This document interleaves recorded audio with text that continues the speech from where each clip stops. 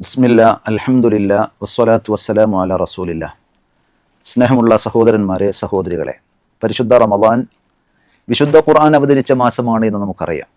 ഷഹറുൽ ഖുർആൻ, ഖുർആനിൻ്റെ മാസം ആയ റമദാനിനെ ഖുർആനുമായി ബന്ധപ്പെടുത്തി നമ്മൾ എങ്ങനെ ഉപയോഗപ്പെടുത്തുന്നു എന്ന് ആലോചിക്കേണ്ടതുണ്ട്.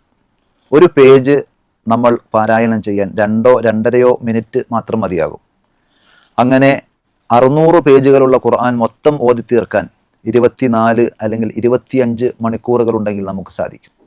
പക്ഷേ ഫലപ്രദമായി ഉപയോഗപ്പെടുത്താൻ, സമയത്തെ ക്രമീകരിക്കാൻ നമുക്ക് സാധിച്ചാൽ റമദാൻ മാസം അവസാനിക്കുന്നതിന് മുമ്പ് പലതവണ ഖുർആൻ പൂർണ്ണമായി ഓതി തീർക്കുവാൻ നമുക്ക് സാധിക്കും. ഖുർആനിൻ്റെ ഓരോ അക്ഷരവും 1, 10, 100 നന്മകളായി നമുക്ക് പുണ്യം നേടിയെടുക്കാൻ സാധിക്കുന്ന ഖുർആൻ പാരായണം നമ്മൾ നഷ്ടപ്പെടുത്തരുത്.